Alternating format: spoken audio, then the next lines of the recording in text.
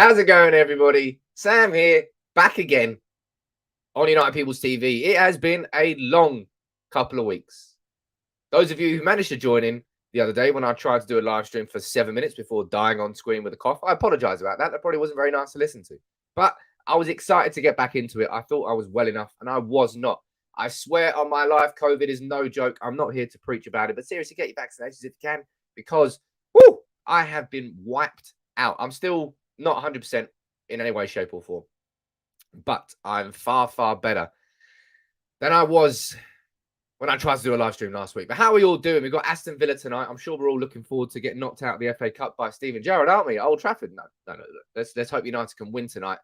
But today's live stream, there's plenty of talking points. I haven't really had too much of an opportunity to speak to you about what has gone on at Manchester United over the last couple of weeks, since that Wolves game. It's been a horrible fallout. There's been a lot of realities that have sort of come to the surface.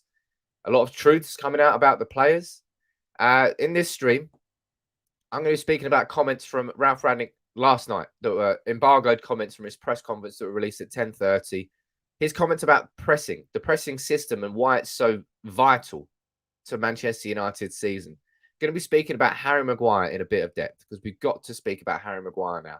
I'm going to be speaking about Paul Pogba. I'm going to be speaking about my predicted starting 11 for the game tonight. And I'm just going to be chatting to you guys and girls, because it's been, as I said, it's been a long couple of weeks. I've missed it. I've missed you. I've missed the interaction, the chats that we have every single morning at 9:30 a.m. Monday to Friday. But we're back in business now. I hope some of you had a better festive period and a better New Year's than I did. Oh, no, New Year's was all right, but the festive period was absolutely dead. Let me go down to the comments and see how you're all doing. Gungsha, you're down there. Anthony, I can see you. Victorim, I can see you.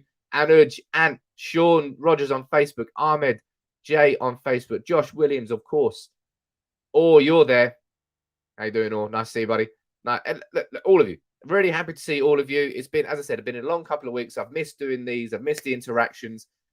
And I've I've been really annoyed that I haven't been able to properly comment on everything that's gone on.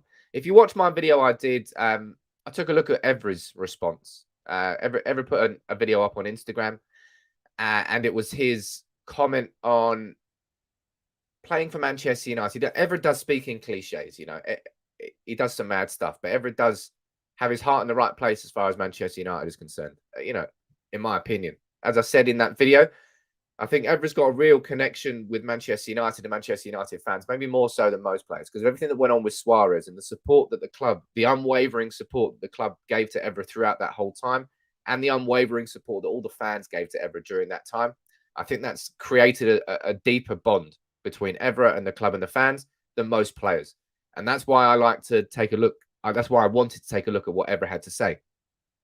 So if you wanted to get my opinion on the player situation, it's probably good and best that you watch that Evra video, because it was the first opportunity in a proper video that I had to really speak about it. But unfortunately, the reality of what's happened in the last week, 10 days or so since, actually it's just over a week now, isn't it? Since the Wolves game, it's very toxic around Manchester United, man. It's very toxic. There's a lot of finger pointing, a lot of two fingers being pointed at people, just a lot of anger among United fans and what we're seeing. I think we've got every right to be angry about it. I'm going to go into Ralf Rangnick's comments in a second. As I said, it's from his press conference ahead of the Aston Villa game, where he's really speaking about the pressing system and why it's so vital for Manchester United. But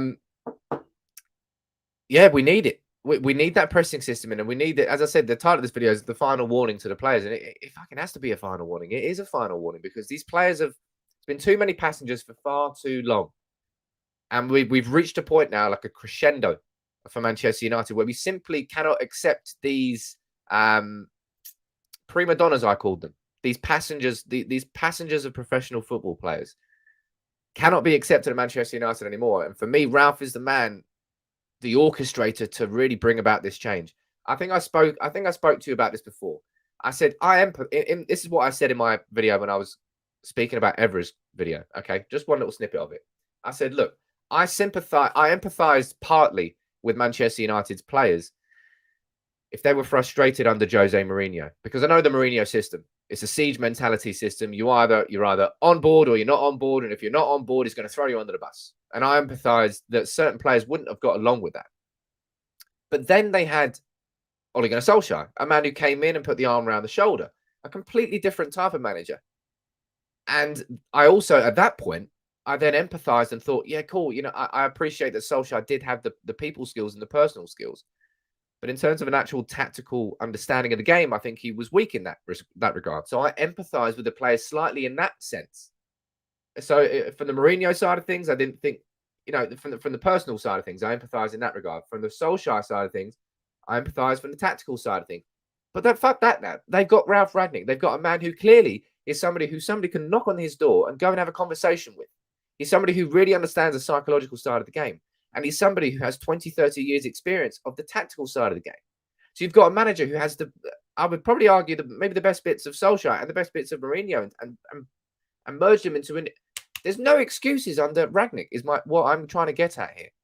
So I'm not empathizing with any player who has a problem with Ralf Rangnick and what he is doing. Just my 2 cents on it. There's a couple of comments here. There's a super chat here coming in from our good friend Gungshi, who always supports the channel. Thank you very much, Gungshi. But as I said, throughout the entire stream, please fire in your opinions, your comments, your questions. Something I might start doing on these live streams towards the end of it. Maybe I'll do it today. I'm not sure. But I'm gonna invite everybody to come on. It's a new year, man. Let's do some new things. Let's switch up the content a bit. I'm gonna give most of you more of you a chance to jump on screen with me, and not just the members. Only in the live streams anyway. These ones. Gungshi, how you doing? Saying good to see you, looking and sounding a little bit better. Yeah, I feel a bit better. I'm still fatigued. Got mad lower back pain. Not sure if anybody's had COVID before. I've had it a few times now. Seriously, I'm collecting all the bloody medals. Lower back pain's weird. Won't go away. Good to see you looking and sound a bit better. Do you think having Everett United in some capacity would benefit us? He already feels like an unofficial ambassador. I think when it comes to Evra, I think, yeah. I'm not sure. Is he doing his coaching badges? I'm not sure he is. I think Evra will be an ambassador of the club at some point. I just don't think he's doing it at the moment. I think he's actually said that. He goes, I want to go into coaching. I want to go into that sort of side of things. I'm just not ready for it yet. So that's kind of the way that I think Evra is thinking at the moment. But look, yeah, Evra, Keane. There's plenty of players who I think we all look at as examples of what we want our Manchester United current squad to be like. Absolutely. I'm going to go down. Let's read a few of your comments out here before we go on and we start reading these comments from Ralf Rangnick. And this is really, really important. So it's going to be a good show. I hope you all enjoy it. If you are new here, welcome aboard. If you are a regular, I'm glad to be back. I really am. Captain, you're saying it's just lazy, petulant kids and overpaid. Well, I would like United's players to prove me wrong, but right now, you're completely right there, my friend. You are completely right. Victorim, you're saying, Sam, did you see that United apparently green Poch deal to come, man? I've seen that the Pochettino apparently number one. I've told you, I think it's going to be Ten Hag. Henry Winter has said that Ten Hag is our number one target. It makes sense that Ten Hag's our number one target, and he's out of contract. I don't think he's out of contract next summer, is he? I think it's a year after. But actually, I'm not sure. But Ten Hag for me absolutely needs to be our number one. Absolutely has to be our number one. Pochettino, I can understand if we go back in for him. I don't think we can rule Poch out. And I imagine as the season progresses, we're going to have more conversations about Poch and more conversations about Ten Hag. But it's one of those two. And out of those two, me personally, I'm going Ten Hag. Or my man. Nice to see you. Honestly, I hope everybody did have. I'm really annoyed because I've still got 5 Cantona shirts down there that I wanted to do as my Christmas giveaway. Haven't done those. I apologize for the last 2 winners of the Ronaldo shirts because I haven't been able to post them out to you because I've had to isolate. So, yeah, everything's just been a bit delayed by a couple of weeks. But don't worry, if you did win the United shirt, Lisa on Facebook, you won one. I can't remember who won it on YouTube. I need to go back and look at the videos again. But I promise you'll get your shirts. I apologize for them being a little bit late. I'm sure you can forgive me. Or Ronaldo and De Gea are the only players who know what winning at the club is like, although Phil Jones does. Remember that. Everyone else should shut their mouth and get on with what they're being paid to do. If you're not happy, leave. #levels. Hey, look, you're not wrong. And I think when it comes to these players, man, I think previously I've been, I think I said this in my my Evra video. I said, look, because of the platform that we've built here together, I've got a bit of a responsibility to. I don't want to be the person running with the pitchfork. I'm not someone who's going to spread negativity for the sake of spreading negativity. I think my breaking point is a little bit further than most people. That happened with Solskjaer. I would say that probably happened with Paul Pogba. I'm never going to be the first person to come out and jump out and say, fuck it, get rid of Harry Maguire as captain. But as time progresses and goes down, I'm now in that camp. But yeah, I think I've got a bit of responsibility not to try and not spread huge toxic negativity for the sake of it. And that's probably why my opinions maybe are a little bit more muted sometimes. Only sometimes. Victor, what you hear saying in the comments, I see Neves in a comment. I'm reading it. You're saying, Sam, do you think United can sign Neves in January? I think everybody on this channel by now knows how good I think Ruben Neves is, how much I think he will be a fantastic signing for Manchester United. But if we weren't going to sign him in the summer, we're not going to then sign him now for far more money. Because if we went to sign Ruben Neves now, he would cost more than he would in the summer. And we weren't willing to pay in the summer. Simple as that. Vitalis, you're saying Phil Jones was on trial to be sold. He's not good enough. Hey, look, I have been one of the biggest critics of Phil Jones for years and years and years. I've been happy to be shouting about it. I've been happy to say X, Y, Z about Phil Jones. But I've got to doff my hat to him for that performance against Wolves. And you saw it, mate, the guy was crying when he came off the pitch because the amount of mental and physical turmoil that he has been through for about 2 full years, really. It was 2 years between that Premier League performance and the last time he started with Manchester United in the Premier League. Fair play to him, man. And that's why that performance from him was so full tilt. Phil Jones has always been a full tilt player, hasn't he? We're always like, Phil, like, calm down, man. You don't like lunge in for that. You might not get as injured. But Phil Jones embarrassed all of the Manchester United squad with that performance simply because he gave a fuck. He was committed. Now, half of that might have been just a personal thing. It might not simply be the fact that he was playing for Manchester United. It's Phil Jones going, look, I've worked my arse off for 2 years. This is my opportunity to get back into being a professional footballer. So I'm not saying that whole performance was simply because of the badge on his chest, but he played with heart and he played with desire. And it's these cliches. You have to speak in cliches when the basics and the minimum standards aren't there. And that's what Manchester United is at the moment. And that's why these cliches from Evera sort of hitting home with people. That's why that performance from Phil Jones is sort of hitting home with people. And that's why this game against Aston Villa tonight, it might be an FA Cup game, but every game right now is a cup final because every single Manchester United player is on trial. Someone said that in a comment earlier about Phil Jones, but that's what every Manchester United player is on right now. There's no play apart from De Gea. I would say if you were to look at the starting, if you looked at my predicted starting 11 for tonight, I said there was only 3 players that came out with any sort of credit from that game against Wolves, and that was De Gea, that was Varane, and that was Phil Jones. Every other player, man, absolutely horrendous. So every single Manchester United player is on trial. Water, baby. Woo! Sorry, I shouted down the microphone there. Anyway, let's get into these Ragnick comments. We've been chatting here 15 minutes. As I said, keep firing in your comments and your opinions and interact as much as possible. I'll try and answer as many as I can. And as always, if you remember, I'm going to try and read your comments out first. That's always been a membership priority. And one more apology I want to give. I do apologize that for every member for the last couple of weeks because you paid to be a member and I've not been here. But you can forgive me, please. Anyway, let's go. Let's take a look here. These are really important comments from Ragnick. I'll run through them and I'll explain exactly why. But this is what Ralf has had to say ahead of the game tonight. He said the Manchester United must work harder and sprint more to save the season. Again, we're speaking in cliches here, but as I said, when the basic minimum standards are not there, cliches have to be applied.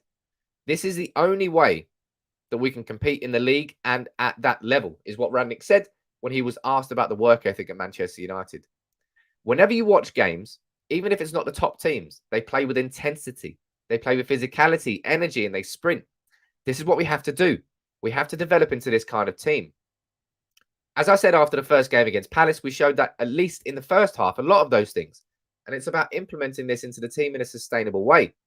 This is our job. Yeah, it is your job. And that's that's something that's annoying so many United fans about everything that's going on at the moment. It's like, it is quite literally your job to run around. You train all week to run around. Yet when it comes to the weekend game, you do not run around. It's odd. It's a juxtaposition. And the thing that's annoying me about all of this, when it comes to the players, when it comes to the work rate, twofold. One part I'll explain in a second with some stats. Second part, this is the Premier League. I've said this in the other video as well. This is the Premier League, ladies and gents. This is supposed to be the top what? 1 percentile? No, 5. Let's call it like 2-3. The top 2-3% of footballers in England are in the Premier League. It is the absolute pinnacle. The elite, the elitist of the elites. They're Premier League players. So to see the sort of performances that Manchester United are putting in, you're like, really? No, I would see better in the Championship. You'd see a lot better than a lot of United's performances in the Championship. And that's what is annoying. It's not annoying, is not the word. It's just like, it's just downright disrespectful. It's just downright lazy. And it's not always just about working harder. I've said this to you before as well. It's about working smart and not working hard. And the reason I'm saying that is that let me finish these comments from Ralf Rangnick, and I'll show you some stats here that sort of back up what I'm trying to say. Oh yeah, it's a good point here. I feel for the players, paid hundreds of thousands a week. Yeah, it's true. It's true. Adam saying don't make up percentages. I don't know what the percentage is, but whatever the percentage of footballers in England and the amount of players in the Premier League, it's not that many. It's a very small percentile. It's the elitist of the elite. That's what the Premier League is. It's supposed to be the cream of the crop, the best footballers.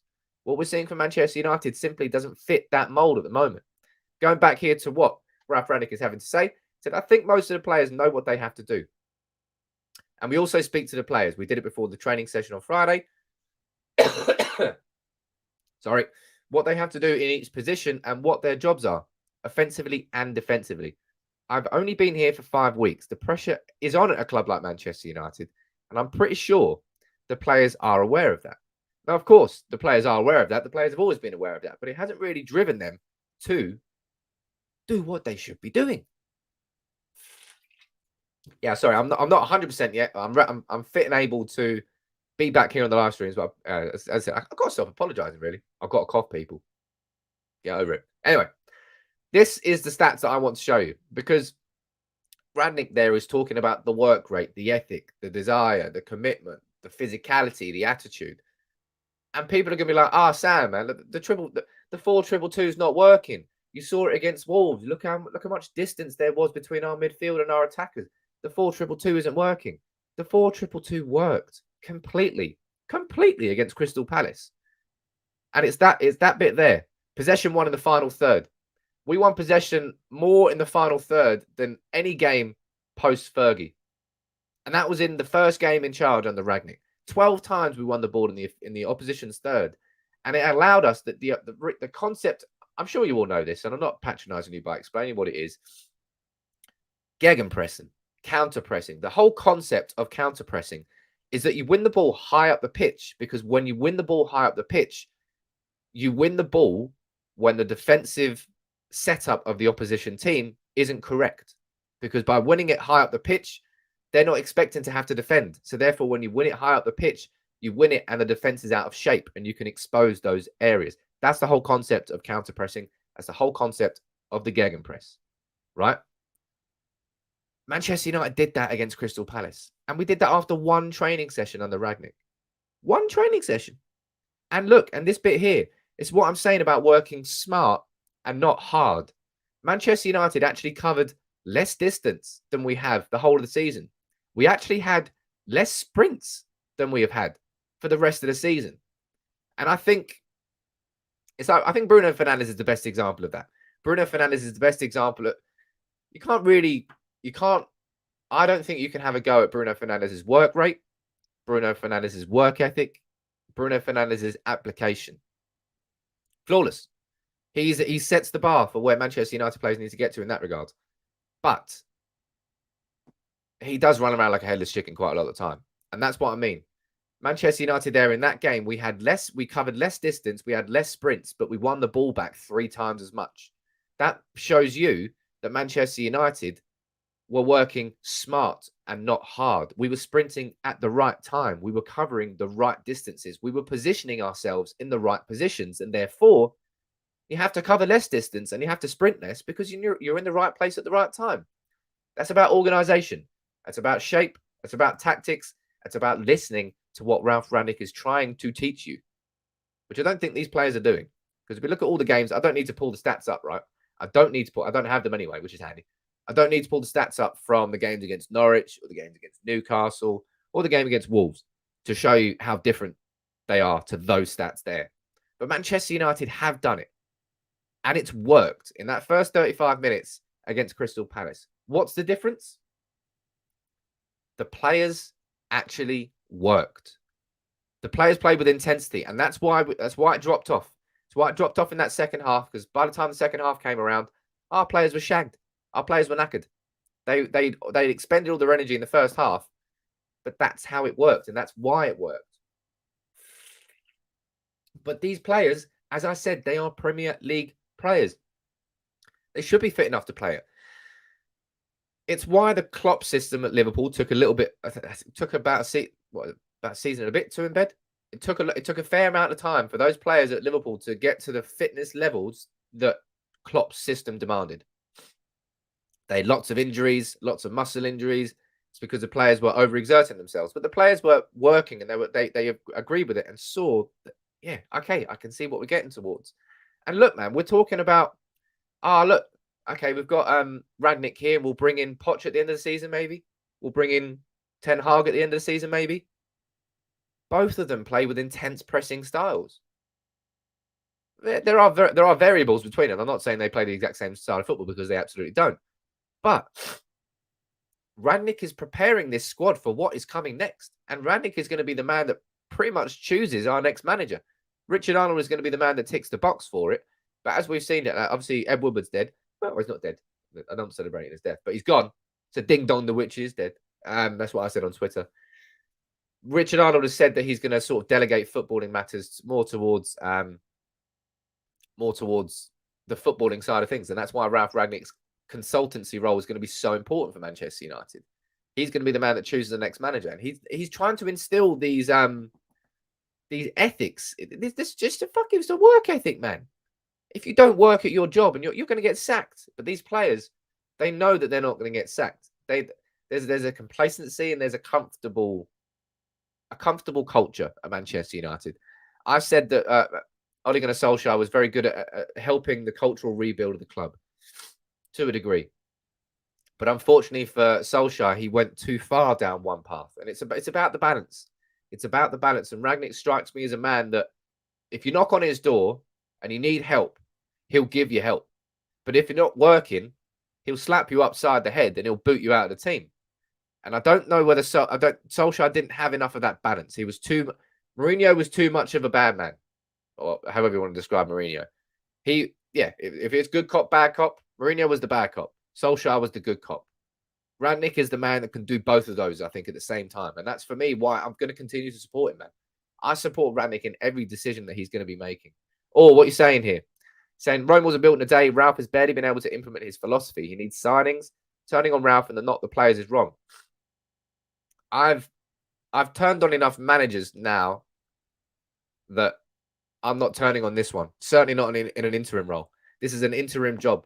And it's a job between now and the end of the season where Ragnick is simply just trying to put Manchester United in the best possible. We can't win the Premier League this year.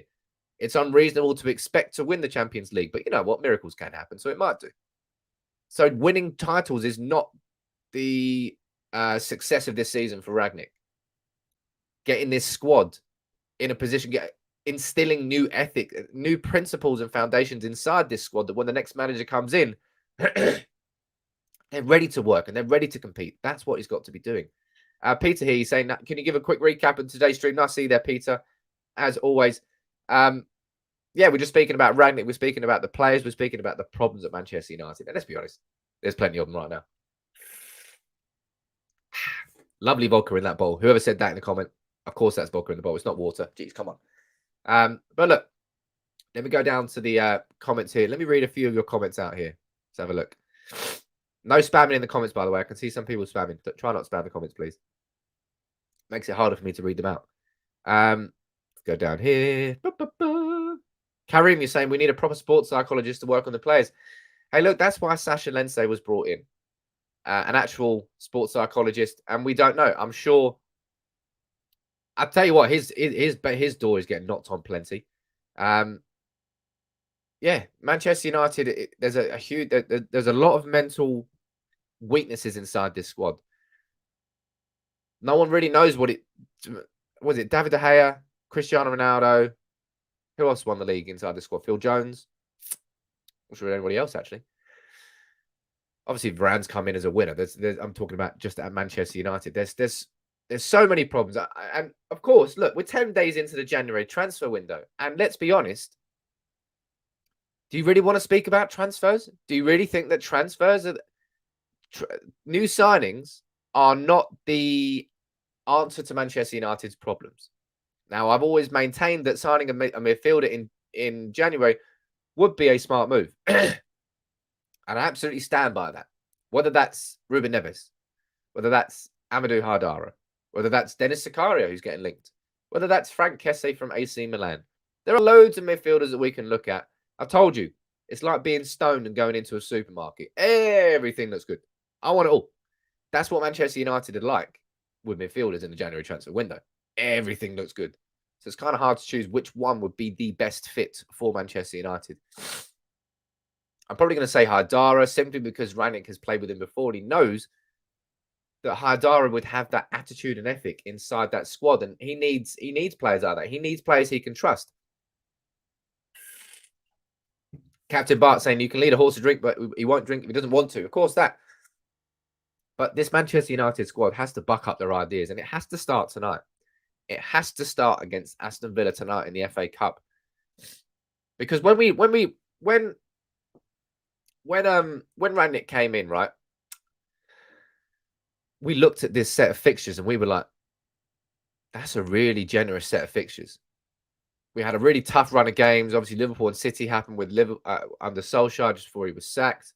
And we looked at these games. We were like, Burnley, Norwich, Newcastle, Aston Villa. Oh, yeah, come on, man. Bang on. Then we've had this sort of start. It's not all lost. The season's not done yet. I know people like to say that. But we were never going to win the Premier League this season.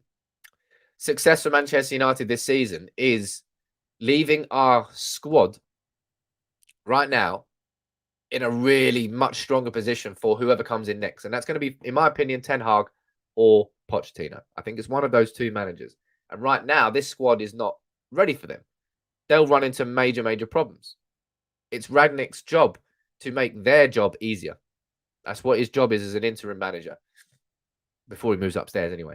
I'll get all of your predictions in later on, by the way. We're going to be running through my predicted 11 for the game. And a few more talking points, but take off. You're going for a 2-1 loss today. It's going to be tough. It's going to be really, really tough. A few of you asking about James Garner yesterday. Played for Nottingham Forest in their 1-0 win over Arsenal. I'll be honest, I didn't watch the game, so I don't know how he played. But James Garner's been doing quite well on loan there. And again, we look at him and we look at how he plays, and we're like, look, he can play in central midfield, different to how all of our players play in central midfield. Bring him back. I'm sure that will be good, but James Garner's not going to cut. I'm sorry, but bringing James Garner back from the Championship is not going to solve our problems here at Premier League level right now.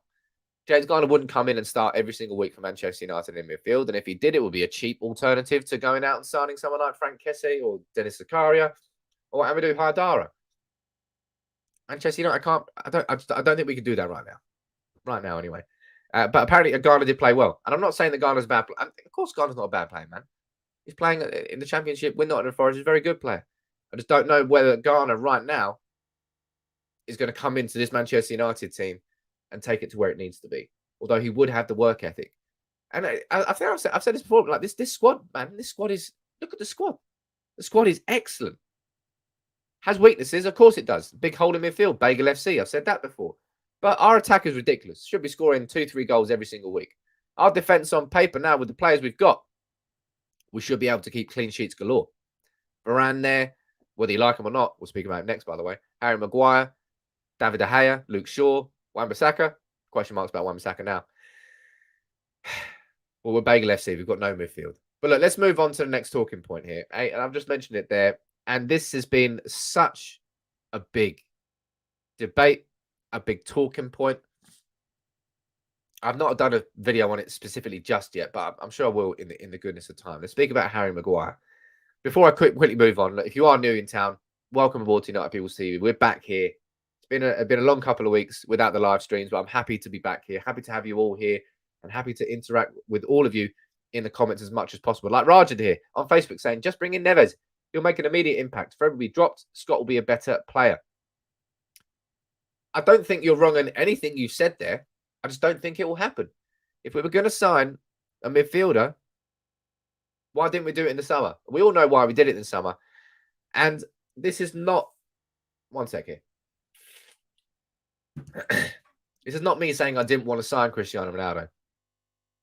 But this is me saying that Manchester United chose to sign Cristiano Ronaldo instead of investing where we needed to invest in the squad, and that's in midfield. We made a conscious choice. When the opportunity for Ronaldo came up, we chose to go for Ronaldo, even though we all knew Ronaldo wasn't what we needed. But it was Ronaldo. It's Ronaldo. You can't say no, it's Ronaldo. And you probably couldn't say no, it's Ronaldo. But we were told that we didn't have enough money to sign a central midfielder. And then we got Ronaldo. We had the money to sign a central midfielder. We just chose not to do it. Therefore, and I argued this at the time, I said, if United, for example, had spent, and we didn't sign Ronaldo in the summer, and we signed Ruben Neves and Tchouaméni, for example, or one of them, even one of them, I think we would, our squad this season, everything about Manchester United this season would have been a lot better in terms of the overall balance and the shape. Of course, we would have been missing Ronaldo's goals, and maybe we'd be having a different argument about how weak our strikers are. But I just know that Manchester United, as a balanced team and a unit, would have been far better this season had we spent that money on a central midfielder rather than Ronaldo. And I think we all know that. We all know that, right? But let's speak about Harry Maguire. As I said, we've never properly had a conversation about it, have we? Sorry. This is what Harry Maguire said yesterday in an interview with, I think it was with Manchester United on the official website. He said, I'm the captain and leader in the dressing room, and I've had private conversations with the players and the management, which will remain private. Now, I want to get your opinion. As I said, I'm going to read plenty of your opinions out here on Harry Maguire. What's your opinion on him, on his position as Manchester United captain, and his quality? Because I think if we take a step back as United fans and we look at Harry Maguire as a player, he is a good defender. You watch what happened with Maguire in the Euros. He was fantastic at the Euros. You look at Maguire when he played for Leicester. He was a very good player. You look at Maguire sometimes at Manchester United, he's a good player. But is he a good captain? Has he ever been a good captain? That's the big question. And if you ask that question to Roy Keane, I think you know what the answer is going to be. This is what Roy Keane said after the Nottingham Forest and Arsenal game. He was on RTV as a pundit, and he was asked about Maguire. He said, I judge a player on what he does on a football pitch, not what rubbish he comes out with. We need to stick together. How many times has he said that? I wouldn't listen too much to what Harry Maguire has to say. Now, I think we all know Roy Keane. Well, I think we all knew Roy Keane's opinion on Harry Maguire as soon as he started mimicking him when he was speaking about him. He was halfway through a rant about Maguire and he started. It was quite funny, to be fair. But look, let me go down here and read your opinions out on Harry Maguire here, because it's going to be interesting. Adrian, you're saying strip Maguire of the captaincy and give it to someone with better leadership qualities. He couldn't lead a horse, says Gary Cole. He is a good player, says Victor.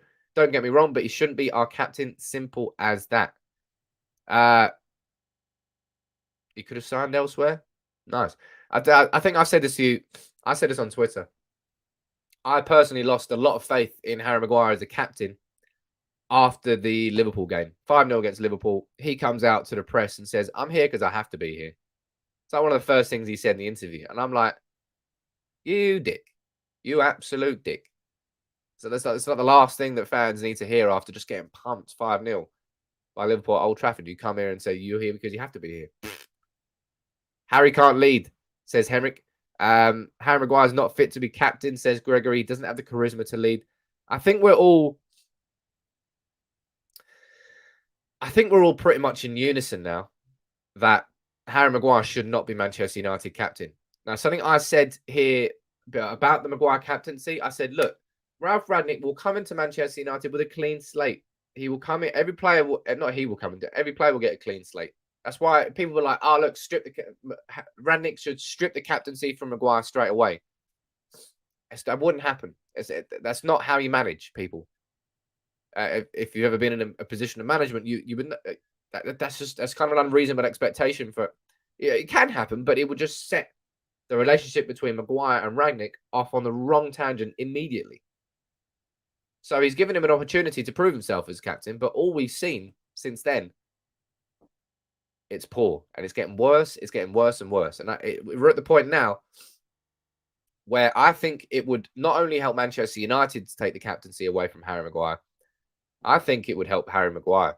He just has not coped with the extra pressure, the extra scrutiny that armband brings. And let's be honest, he's been supported. Everything that went on in Greece, in Mykonos, when he got arrested, the club stood by him. He retained the captaincy. He retained his place in the squad. And he hasn't returned that faith, really, in his performances. And I think we've reached the point now where we have to say, no, man, Harry Maguire cannot be captain anymore. And I think, as I said, judging by all of these comments down here, I think you all agree with me. Although, Stubacker, you got an interesting comment there. Love De Gea, but he shouldn't be captain. Can't exactly relay a message to the attackers properly for the goalkeeping position. That's a comment I half agree with, because I think if you're looking at an ideal position, that for me is just why Roy Keane was the perfect captain. I don't think, and I don't just say this from a Manchester United red tinted glasses perspective. I just don't think there's been a better captain in the Premier League than Roy Keane. With the attitude he had on the pitch, with the application, with the respect that everybody had for him, you couldn't put in a 2 out of 10 performance with Roy Keane on the pitch. He would come and just boot you in the face. Everybody feared Keane, but respected Keane at the same time. And they're the best captains. Because there's no point just having a captain you hate or a captain you're scared shitless of, but you don't really respect. And that's why Keane was the best for me. He had the best of, he blended it all together. An absolutely dominant figure, terrifying, but you respected him. You absolutely respect because of how he played. Because of how he played, he's genuinely one of a kind. I don't think we'll ever get a captain like Roy Keane again. But Roy Keane set the levels. Because we've had Roy Keane, what we're seeing from Harry Maguire is 10 times worse. That's why I can understand what you're saying there, Stubacker, about De Gea and saying that maybe he's the wrong person. But I think De Gea has earned so much respect now that,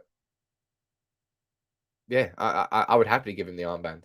And how important do you think the armband is nowadays? Real question. How much of a difference do you think it? Because it should have made a massive difference to Harry Maguire, and it only took him further down. I'm not sure how much of a difference it's going to make to this United team.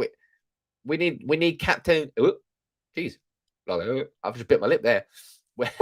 We need captains without the armband, rather than having so much conversation about who should have the armband. I would say Bruno is a captain without the armband. A little bit reckless, a little bit of a hot-headed quite a lot of the times in terms of positional discipline, but leads by example. Ronaldo should be doing more of that. I don't think any player is exempt from criticism, apart from De Gea, in how United are playing at the moment. But yeah, Roy Keane doesn't want him as captain. I'll be honest, don't think any of us do anymore. But let me see here. Let me see here what you think. Exactly that. In the past, says Steffi, most of our players could have had the armband. United always had teams where you could have had 5 or 6 captains. You look at that 2007-8 team, for example, double winning team. Ferdinand could have been captain. Van der Sar, captain. Evra, captain. Vidic, Ferdinand, captain. Scholes, captain. Carrick, captain. Rooney, captain. Ronaldo. It's quite literally the whole team. The whole team there, you could really run through and go, pretty much all of them could have been captain. The fact that we've got to scrape the barrel and be like, maybe give it to De Gea, goes to show that the levels just are not there in this Manchester United squad anymore. But I don't know. I don't know whether Ragnick's going to take the captaincy away from Maguire. I don't think Maguire will start tonight. I'm not sure whether he will start in the Premier League. I think Phil Jones only played in that game out of necessity. Victor Lindelof was out, Varane was out, Maguire was out. So Phil Jones came in, but he did so well in that performance that I think Phil Jones, and that's what happens. That's when opportunities are given to you. If you take advantage of them, you force a change in the conversation and the narrative. And I think that's what Phil Jones has done with that performance there against Wolves. I'm not saying that Phil Jones should be starting against Aston Villa at the weekend. I think it will probably be Lindelof, and I think it will probably be Varane, regardless of whether or not Maguire is fit. But fair play to Phil Jones taking advantage of the opportunity. I love seeing people doing that. A lot of you are talking about Varane as captain. Ladies and gents, man. No, let's not be silly. We talked about how annoyed we were that Maguire got Manchester United's captaincy, despite the fact that he'd hardly played for the club at all. And you want to give it to Varane, who's been here for what? I don't know how long. Let's not be silly. We need to give it to, I think it's for me, De Gea is the only option. De Gea is the only option. But look, let's move on. And there's still a few more talking points here. I want to be speaking about Cavani. I want to speak about Paul Pogba. And I want to speak about my starting 11 for the game tonight. Really enjoying being back on these interactive shows, though. I've missed them. I have missed them. It's sort of become the, I suppose, the heartbeat of the channel, isn't it? So yeah, big up to everybody. If there's any of you that haven't dropped a like on the video yet, can you please drop a like on it? Because as you can imagine, it's been a very, very quiet couple of weeks. So I'm going to need all of your support getting the channel back up to where it was before. So please, if you would, drop a like on the video and subscribe if you're new to United People's TV. But if you're looking at some good news here, Ragnick on Cavani. I had a conversation with him. He came into my office and we spoke for almost half an hour, and he told me he will definitely stay until the end of the season. So Cavani is going nowhere. Edinson Cavani will be here until the end of the season when his contract runs out, and therefore he's staying. And I think it's a good thing. I think it's really a good thing. I think Cavani is not exempt from criticism either. You saw his performance against Wolves. It reflected everything. But Cavani, he's sort of crafted himself into a bit of a cult hero since he's joined, isn't he? Probably because he's got great hair. No, it's not just because he's got great hair or a great chant. Big up to you, Bashi. But Cavani sets a bit of a tone, a bit of an application, a bit of an attitude that I think these United players need to learn from. United's attackers need to learn from. And I think if you're looking at players that thrive under the Ragnick system, Cavani does. Cavani won't be able to play every single game. I actually put him in start tonight. Maybe that was wrong because it's the FA Cup. But I see today's game as just like a regular Premier League game. We haven't got a midweek game. We haven't had a midweek game. It's happening on a Monday. We don't have another game until Saturday against Aston Villa. I see this game tonight as, why would you play a weakened team? You may as well look at it as a Premier League game. And Cavani, for me, is in my starting 11 tonight. And Cavani sets a tone, as I said, that these players need to learn from. There's not that many examples. Not many good examples inside this Manchester United squad, are there? Of players that we say, he's got the right attitude. He's got the right work ethic. He's where we need to get towards. And Cavani's one of those. So for Manchester United to have lost him in January would have been a blow. It would have been a blow. And therefore, it's really good news, in my opinion, that he's staying until the end of the season. Let me see what you think about Cavani. Victor, you think that Cavani should start with Greenwood tonight? I'll get on to my starting 11 soon, but yeah, you might be right there. You might be right. Let's have a look. Cavani staying is great news, says, but not if he's going to be used as a dog's body for Ronaldo. He deserves more than that, frankly. I wouldn't say it's a dog's body, but what we've seen, the best of Ronaldo comes in a partnership with Cavani. And it's dog's body. I wouldn't describe it as that, but Ronaldo's not going to be the man to run around, really, is he? And maybe, I suppose that is exactly what dog's body is. So maybe I'm wrong. Nothing wrong with Cavani, says Bravo. Absolutely nothing wrong with Cavani. I'm happy he's staying. John, you're saying great news about Cavani. Steffi, you're saying he's a workhorse and a role model. And Biggie, you're saying Cavani is one of the best on the pitch. I think it's good news for Manchester United that he is staying. And I think it's good news for Ragnick as well, because Ragnick needs supporters inside this squad to implement his system and his style. And I think Cavani, with the respect that he commands from everybody, he's going to be able to help Ragnick implement that system, implement that work ethic, because Cavani does it naturally. So that's why I think it's so important. And he's also got the best celebration. Or you're not wrong there. Absolutely got the best celebration. Comment there. I don't know why I fancy answering this one today. What do you think about the other channels like Goldbridge and Stretford Paddock? I like the stuff that Stretford Paddock does. I think they've done well since they've changed from full-time Devils. I think they do a lot more insightful content, and insight is the best stuff in my opinion. My opinion on Goldbridge, I don't like what he does. I appreciate that he's entertaining. I appreciate that he's that. But if that's your style, it's cool. It's your style. It's not my style. But each to their own. Obviously, everybody's had success in their own fashions. I'll do my own way, and I'll always do it my own way. Simple as that. Stuart here. Now, have Cavani, Maguire, Bruce? I have no idea what you're saying there. We have no leaders. Varane, maybe you mean Bruno? Hey, look, Manchester United do have some leaders, but unfortunately, no one's really come to the surface. No one's come to the fore and says, "Look, this is what I want to do. This is what we need to do." No one's really taken it by the scruff of the neck. That's why Maguire's performances as captain, you've just been like, "Mate, what are you doing? What are you doing? You should be the one that a captain has to lead by example." And that's just something that Maguire has, I don't think, ever done in a Manchester United shirt. And that's why I'm personally done with him as a Manchester United captain. But I don't know whether he's going to get the armband taken away from him. Simple as that.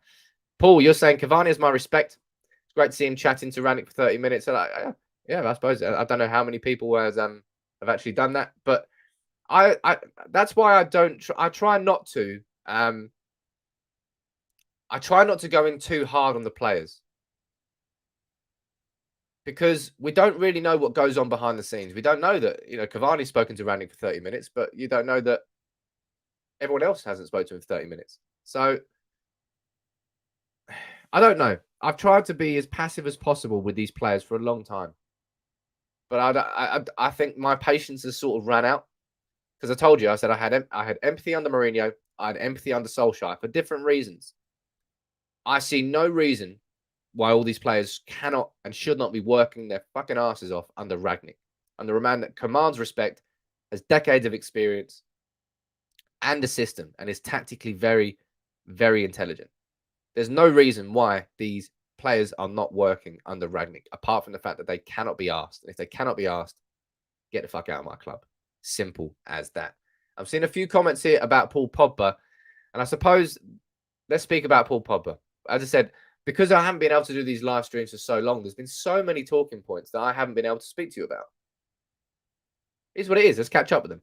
PSG appear to be the most likely destination for Paul Pogba, who has given no indication that he wishes to remain at United beyond the end of the season. That's come from Paul Hurst from The Times.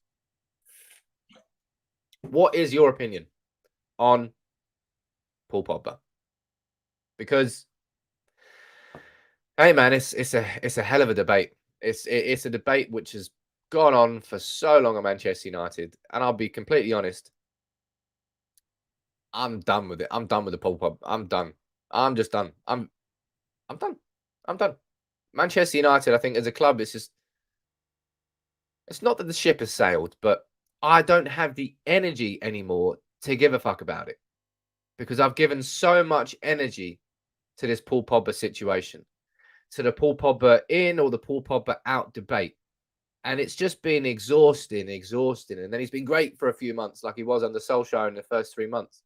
And then it gets to the point now where it's like, we're having that debate again. And I can't be asked. I'll tell you, this stat blew my mind. I saw this stat on, I think it was Reddit. So I popped it out on Twitter. And I'll be honest, the engagement on this tweet, man, it was fiercely negative. There was a lot of anger towards Paul Pogba. That's not why I did this tweet. I swear my life, that's not why I did this. It's just the stat sort of blew me away. That's why I put it on Twitter.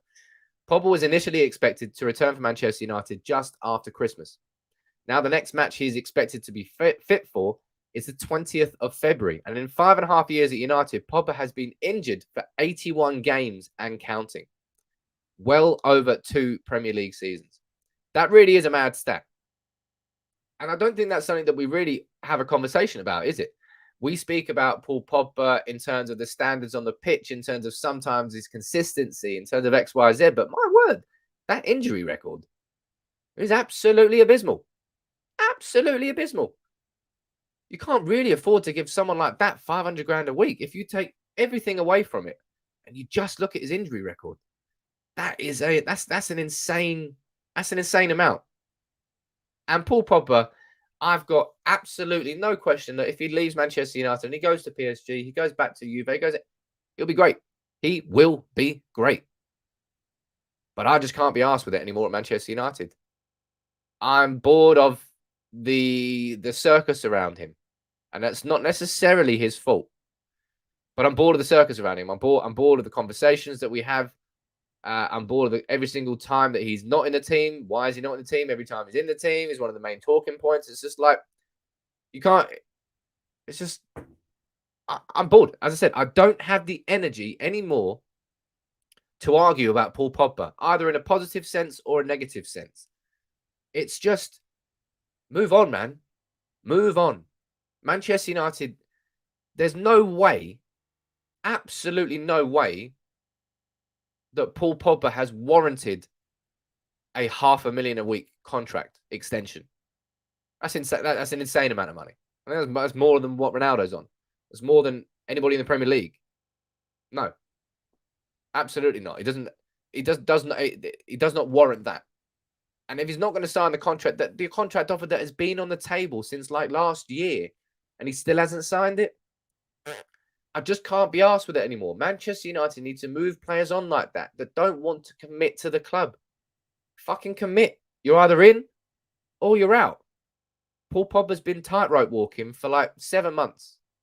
Just eating from both pies. Just having a little bit from there, a little bit from there, doing what he wants. And I'm tired of it. And I think we should just move on.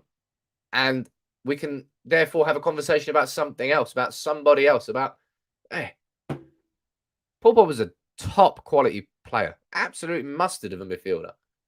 No one, that's not even a debate. That's not even a conversation. But I just don't think it's going to happen at Manchester United consistently in the same sense that he does it for France. And therefore, what is the point of paying him $500,000 a week? I just don't think it's going to work out for Manchester United. Let me go down here and hear your comments. As I said, this Pogba situation is, if we're talking about negativity inside the fan base, I think more of it surrounds Paul Pogba than any other player.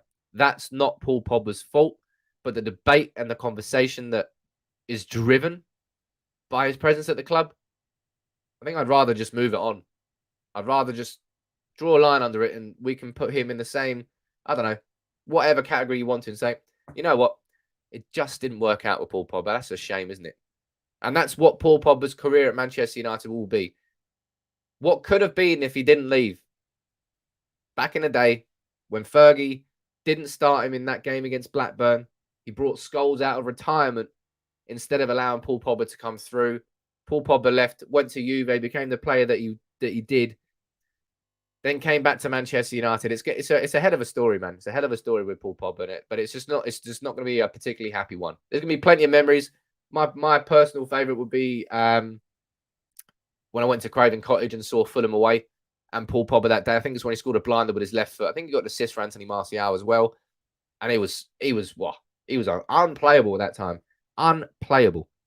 But Paul Pogba, I just don't think he's ever going to be the player that we want or need him to be to warrant a £500,000 a week contract.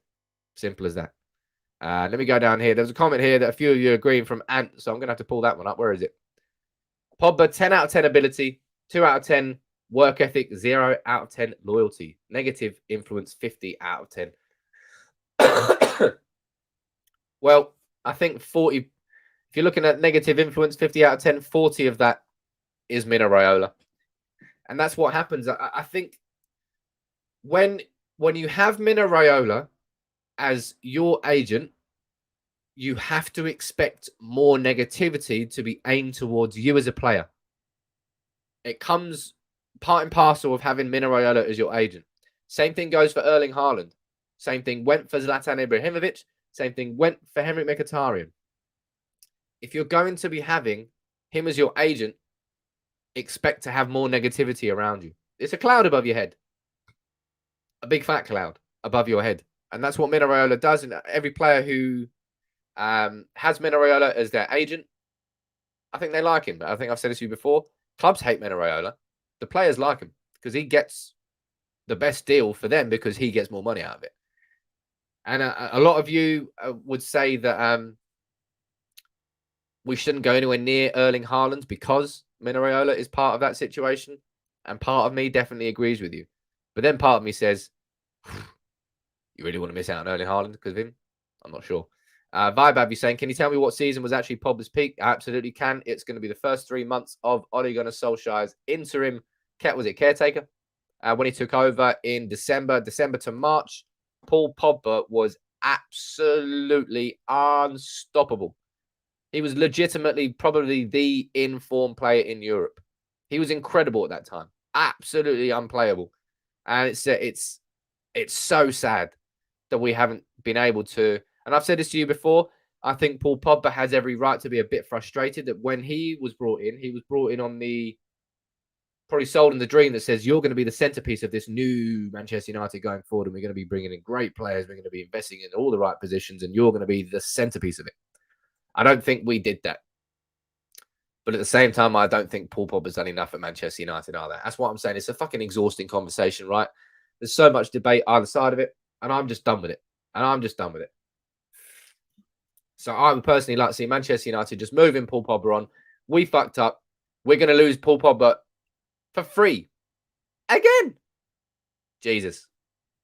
But I would rather lose Paul Pogba for free in the summer than give him a £500,000 a week contract. £500,000 a week is 3 very good, very, very good squad players in terms of wages. And in terms of what Manchester United need, we need a far better squad in midfield than we do with Paul Pogba and that £500,000 a week contract. Is what it is. Is what it is. And you're saying, look, Pogba chose Raiola as his agent. Absolutely. He chose Raiola as his agent. And yeah, you have to expect extra negativity. In the same way that when you're the Manchester United captain, you should be expecting extra scrutiny on your performance. If you've got Raiola as your agent, expect extra negativity. But I'm done with the drama. I'm bored of it. I'm tired, Robbie. Let's move on. Pogba, it is what it is. We can just talk about it in the pub saying, it's a shame that didn't work out, isn't it? He's just going to be one of those players. But look, let's move on quickly. Oh, shit, we've been in nearly an hour so far. Doesn't time fly when I'm chatting shit? But look, as I said, I really have missed doing these. It's been a very, very rough couple of weeks. Absolutely crap Christmas. Didn't get to see family. Couldn't do anything. Isolated. COVID is no joke. It's hit me 3 times now, I think. I'm pretty sure I had it once when I came back from when we played Bruges. I was walloped for 2 weeks after that. And that was just when it was starting to kick off in Europe. I had it in Ghana. The only thing that happened there, actually, no, I had chronic. I had such bad back pain in Ghana. I had to go to hospital. That's how bad it was out there. And then I had it now. Jeez. Woo. Yeah, been a long couple of weeks. But look, we're back in business. And hopefully, please, United tonight, give me some football to enjoy. Please give me some football to enjoy. Don't you dare. I swear to God, if Manchester United allow Steven Gerrard to run down the side of the pitch at Old Trafford and celebrate an Aston Villa win as manager, I'm going to lose my shit. Going to absolutely lose my shit. But This is the starting 11 I have gone for tonight. Let me see what you think about this. I've gone for back five of Henderson. I think Henderson will get a chance in goal just because it's the FA Cup. And I think if you're looking at, I personally think Henderson should be loaned out. But if he's not going to be loaned out, you try and keep him happy by playing him in the cup games. Well, at least the FA Cup. Henderson in goal, back five of Telles and Dalot. I don't think Shaw and Wan-Bissaka will get anywhere near the starting 11. They should do anyway. Varane and Lindelof. I think Varane will start. I think Lindelof is fit to start. You could see Phil Jones here starting again tonight, and I wouldn't be against it. After what I saw against Wolves, Phil Jones deserves a clean slate again. Unfortunately, I think I know what's going to happen because normally when Phil Jones comes back from injuries, he plays a blinder for a couple of weeks, and then he gets injured again, and then he gets injured again. No, Donny says Donny's whatever's gone on with Donny van der Beek, and I've said this before. Two managers have blanked him at Manchester United now, Solskjaer and Ragnick. Something is going on that we are not seeing. Simple as that. But I've gone for Sancho and Bruno there. I've gone for McTominay and Fred in midfield. I think it's simple that is the best options that Manchester United here. I forgot about that. Says Matt. Says Shaw's out the next Premier League game, so maybe he'll start today. You might be right there. Some of you are saying that you think that Paul, you reckon that Ronaldo will be rested. You might be right as well. But as I said, we've got no midweek. We had no midweek game after Wolves. We've got no midweek game now between this game today and our game on Saturday. So you can effectively just look at this as a Premier League game. There's no having to rest players, rest this, change that. It's basically, we haven't had a game all week. We need to change. He's going to play a strong team. I think Ronaldo being rested is probably a possibility. I think someone said it earlier. I think it was Victorin. But I could probably actually see that happening. I could probably see Greenwood and Cavani starting up front. But Greenwood, as we know so far, has operated more as a sort of an inside right forward. Well, let's see. Maybe Ronaldo will get rested tonight just because it's the FA Cup. But maybe he won't. He's in my predicted 11 anyway. Because I don't think that Ragnick can afford it. Ragnick needs these players to put in a goddamn performance. And this is something I said as well in my video. People are talking about the 4-2-2. Oh, it can't work. It can't work. It can't work. It absolutely can work. It did work against Crystal Palace. The problem that we had against Wolves was we had, I'll run through this with you now. We had Greenwood and Sancho, and they kept switching wings. But what Greenwood and Sancho did, they operated as wingers. In that 4-2-2, they drifted out there. Now, I don't need to, no rocket scientist is needed to tell you how big that gap is there. The gap between our midfielders, who were McTominay, Matic, and Ronaldo and Cavani, was extreme. We had no player linking that up. The way the 4-2-2 works is if it's Sancho and Greenwood. For example, no, I don't think it'll be Greenwood. I think it'll be Bruno. I think Bruno definitely starts tonight. Bruno will start there. They have to operate in these positions. That's the position where the 4-2-2 works. And that leaves all of that and all of that down there for our fullbacks to offer the width. That's what is needed. The width has to come from the fullbacks inside this 4-2-2 system for it to work properly, not from the two number 10s. The two number 10s have to have the ability to drift inside, to move up and down here. There you go. Right? That's what we need to do. That's what we need to see. And that's when the 4-2-2 system will work. All right? So I want to see. That's why I think Bruno and Sancho are quite good at it, actually. Greenwood will probably tend to drift out a bit wider. I think Sancho and Bruno will operate a little bit better there. Anuj, you're saying you can send a super chat. You can't renew the subscription. Ah, come on, Anuj. How you doing, buddy? Hope you had a good festive period, Doc. You and your family. But look, this is what I want to see tonight. This is what I think will happen tonight. And I've seen Ragnick speaking about, we can play with 3 at the back. We can play. Fuck that, Ralph. Stick with the 4-2-2. Force these players to work.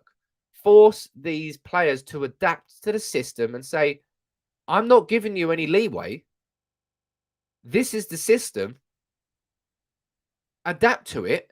Work in it. Work on it. Get better at it. It's worked. As simple as that. It's as simple as that. I don't want to see these players given any sort of leeway anymore. And for me, changing the formation would be a massive a massive pander to the players. And it has worked. It worked against Crystal Palace because the players bloody worked. Simple as that, right? Simple as that. Nathan saying, I can see Lingard starting. I don't want Lingard start for Manchester United anymore. He doesn't want to play for the club. I don't want him to play for the club. Simple as that. I want players on this pitch that want to be here past this season, that want to be here for the next few years, that want to start something new. Lingard doesn't. He doesn't want to sign a contract. All right, bye. See you later. Out the door. Pogba, don't want to sign a contract. Cool. Out the door. Martial, you don't want to leave? Out the door. Boom. Boot them all out. See you later. We'll replace you with somebody who wants to play for Manchester United. There's no point pussyfooting around it anymore. There's no point taking emotions into it. But Lingard's been at our academy since he was 8. I don't care. If he doesn't want to play for Manchester United anymore, I don't want him to play for Manchester United. You've got to draw the line at some point. And for me, I'm drawing the line now with these players. Maybe it's a little bit harsh. I don't care. New year, new Sam. Predicted score for tonight, says Mats. I don't know. Something I will say now that I'm here. At the moment, ladies and gents, I'm not going to be opening the arms for the game. I'm going to wait until I'm a little bit better first and foremost. And I think I've said this before. I might be switching up the pre-match content. I think I want to just do something just for the members only. Make it a little bit more informal so we can just have a quick chat rather than a full proper show for an hour. I think I might do that. Players want the 4-2-3-1. This is the current issue. I don't care what the players want anymore, man. I do not care what the players want. We need to do what's best for Manchester United. And that's weeding out the wrong attitudes. That's weeding out the wrong approaches. And that's Ragnick sticking to his guns. And for me, that's why I want to see this 4-2-2 system starting. Everybody, you fire in your predictions in the comments, and then I'll read a few of yours out, and I'll give mine. God damn. I can't believe how long this has lasted. It's ridiculous. It's like a full 2 weeks now. And I reckon I'm about 75%. I've still got a 25% to go. But we're good enough to be able to do these live streams, so that's a good thing. Because that one I did last week, that was terrible. Right, let's go down here. Let's read a few of your opinions out and your predictions on what you think is going to happen tonight. Zippy, you think it's going to be a 2-1 close game. Chalex, you're going for a 2-1 United. Takeoff, you're going for a 2-1 loss. Yagam, you're saying 3-0 United. 2-1 says Anuj. Let's go down 3-1 and get yourself back in bed. I'm not going to get back in bed, Paula. We're actually going to go on the bike soon. Get some exercise in. That's what we need. 2-1 says Menos. Victor, you're saying 2-1. 1-1 says man. 4-1, and you're being you are being optimistic. Jeez. 4-1 says all. 1-0, 2-0 win, 3-0 win. I reckon. I don't think we're keeping a clean sheet tonight. No way. But I do think we're winning. And I think a few of you there, I think you spot on. I'm going to go for a 2-1 win. I hope it's more comfortable than the 2-1 win could be. Because a 2-1 win, sometimes you're on the edge of the seat. And it's like, oh, squeaky bum time. I don't want no squeaky bum time tonight. I want plain sailing. I want United to be 2-0 up. And for Villa to, I don't know, get 1 goal back and be like, that's all right. I'll deal with that. But look, I'm going for a 2-1. But Villa have been far, far better under Steven Gerrard. As much as it pains me to say it, I think he's going to be a very good manager. He is a good manager. Proven it. Coutinho's not fit to start tonight, which is probably a good thing. But I think Villa's going to be tough. It's a shame it's not a Villa Park. I love that. Obviously, Villa Park, gigs, Arsenal, the pinnacle of one of United's best ever FA Cup days. But I'm going for a 2-1 tonight. I think it's a fair. I think it'll be. Hey, as I said, tonight is all about seeing this sort of commitment from Manchester United. Tonight might only be a cup game, right? But tonight is a cup final for United. It has to. We have to see the performance from all the players today. The attitude has to be right and spot on, because there's no more excuses. And not that there was any excuses anyway, but there's none anymore. The players have shown their true colours. And it's about time we see some fucking performances like we did in the first half against Palace. So don't tell me it can't work under Ragnick. Stuart, Sam, can you give us a list of the players that give their all? I was thinking about doing a video on this, Stuart, and I might do this week. There's plenty of videos that I could be doing. But as I said, I try not to make too many assumptions. But in terms of what I'm seeing on the pitch, I can make that assessment. So I will do that video. It's a good idea, Stu. But look, I want to say a big thank you to everybody for joining in today. I've missed doing these videos. I've been frustrated that I haven't been able to do them. We were going great guns. Ragnick could come in. You saw how excited I was. And last couple of weeks have been bad, but sorry. It's that's the end of it. 2022, new year, new me, all that jazz. Although dry January is quite easy when you're ill, I'll be honest. So if anybody wants to do dry January, just try and get ill. But don't try and get ill. It's not recommended. But look, thank you very much for all joining in today. My match reaction will be up probably within half an hour of the game being finished tonight. But thank you very much for all joining in today. I'll be here later on. I'll be here tomorrow at 9:30, and I'm going to get back to the regular videos. I'm not going to do a video in the afternoon today because we've got the Villa game tonight, but there'll be one tomorrow afternoon. So big up to all of you for joining in. Thank you very much. We're back, baby. Woo! Hopefully we don't lose tonight because I don't want to be miserable later, but you never know. You never know. Anyway, take it easy, everyone. Have a good day.